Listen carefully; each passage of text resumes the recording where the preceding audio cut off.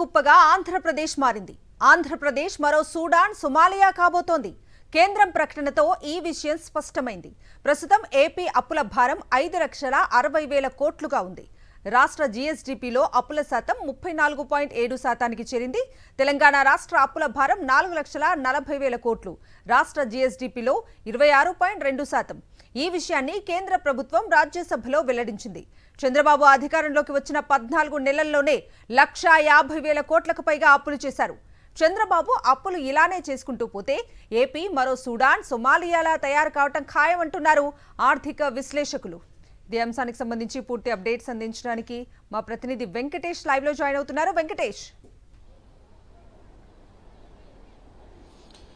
చంద్రబాబు నాయుడు హయాంలో ఆంధ్రప్రదేశ్ రోజు రోజుకు అప్పుల ఊబిలో కూరుకుపోతుంది.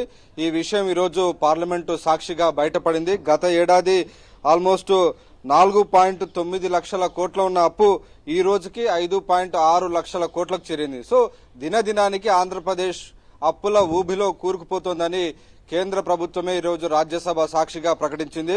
రాజ్యసభలో శివదాసన్ అనేటువంటి కమ్యూనిస్టు పార్టీకి సంబంధించిన ఎంపీ అడిగినటువంటి ప్రశ్నకు కేంద్ర ఆర్థిక శాఖ సహాయ మంత్రి పంకజ్ చౌదరి సమాధానం ఇచ్చారు. సో ఈ అప్పుల వల్ల రాష్ట్ర జీఎస్డీపీలో ఇది అప్పుల వాటా 34.7%, దాదాపు 35%కి చేరినటువంటి పరిస్థితి. ఇక తెలంగాణలో అప్పుల భారం 4.4 లక్షల కోట్లుండగా దీనికి సంబంధించినటువంటి జీఎస్డీపీలో దీన్ని 26.2%గా మనకు కనబడుతుంది. సో మొత్తానికి గతంలో చంద్రబాబు నాయుడు ఎన్నికల సమయంలో ఇచ్చినటువంటి హామీలు చూసాం. ఆంధ్రప్రదేశ్ పూర్తిగా అప్పుల ఊబిలో కూరుకుపోతుంది, శ్రీలంకగా మారుతుంది, తాను వస్తే సంపద సృష్టించి ప్రజలకు పంచుతాననే వాగ్దానం చేశారు. కానీ ఆచరణలో ఆ వాగ్దానం అంతా కూడా ఫెయిల్ అయినట్టుగా ఈ రోజు మనకు స్పష్టంగా అర్థమవుతోంది. ఈరోజు ఏకంగా 5,60,000 కోట్ల రూపాయల అప్పు ఇప్పటి వరకు చేరింది. సో రాబోయేటువంటి రోజుల్లో చూస్తుంటే ఈ ట్రెండ్ ఇంకా పెరిగేటువంటి పరిస్థితి కనబడుతుంది. ప్రతి వారం, ప్రతి మంగళవారం కూడా అప్పుల వారంగా ఆంధ్రప్రదేశ్ కు మారిపోయింది. ఆర్బీఐ వద్దకు వెళ్లి ఆంధ్రప్రదేశ్ సంబంధించినటువంటి రకరకాల వనరులన్నిటిని కూడా మార్టిగేజ్ చేసి తాకట్టు పెట్టి పెద్ద ఎత్తున రుణాలను సేకరిస్తున్నటువంటి వైనం మనం చూస్తున్నాం. ఇప్పటికే ఏపీఎండీసీకి సంబంధించినటువంటి రాష్ట్రంలో ఉన్నటువంటి గనులకు సంబంధించినటువంటి సంపదనంతా కుదువ పెట్టి భారీ ఎత్తున రుణాలను సేకరించే దిశగా ఇప్పటికే ఆంధ్రప్రదేశ్ ప్రభుత్వం ప్రయత్నాలు చేస్తుంది. ఆ మేరకు వాటిని కుదువ పెట్టినటువంటి పరిస్థితి. సో ఈ నేపథ్యంలోనే ఈ అంశంపైన రాజ్యసభలో వేసినటువంటి ప్రశ్నకు ఈరోజు స్పష్టమైనటువంటి సమాధానం కేంద్ర ప్రభుత్వం చెప్పింది. ఆంధ్రప్రదేశ్ దినదినానికి అప్పుల ఊబిలో కూరుకుపోతుంది, అప్పుల సుడిగుండంలో మునిగిపోతుంది. ఫలితంగా ఒక్కొక్క వ్యక్తి పైన కొన్ని వేల రూపాయల, లక్షల రూపాయల అప్పుల భారం, తలసరి అప్పుల భారం కూడా పెరిగిపోతున్నటువంటి వైనం అయితే మనకు కనబడుతుంది.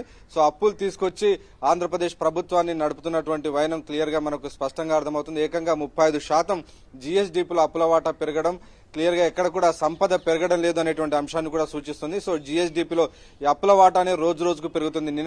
గత ఏడాదికి ఈ ఏడాదికి అప్పుల శాతం పెరిగింది. అలాగే ఇటు జీఎస్డీపీలో అప్పుల వాటా కూడా పెరిగినటువంటి పరిస్థితి. గత ఏడాది 4.5 లక్షల కోట్లున్న అప్పులు ఏకంగా 5.6 లక్షల కోట్లకు చేరాయంటే డెఫినెట్ గా అడ్మినిస్ట్రేషన్ పూర్తిగా అప్పులపైనే ఆధారపడి ఆంధ్రప్రదేశ్ ప్రభుత్వాన్ని నడుపుతున్నట్టుగా మనకు అర్థమవుతోంది. చంద్రబాబు నాయుడు గతంలో పెద్ద ఎత్తున ప్రగల్భాలు పలికారు. తాను అధికారంలోకి వచ్చిన వెంటనే సంపదను సృష్టించి అప్పులను మానివేసి క్లియర్ గా భారీ ఎత్తున సంపదను సృష్టించి వాటిని ప్రజలకు పంచుతారని. కానీ దానికి బదులుగా ఆయన ఏకంగా పెద్ద ఎత్తున అప్పులు తీసుకొస్తున్నారని ఆ విషయాన్ని కేంద్ర ప్రభుత్వమే రాజ్యసభ సాక్షిగా బయట పెట్టినటువంటి పరిస్థితి మనకు కనబడుతోంది.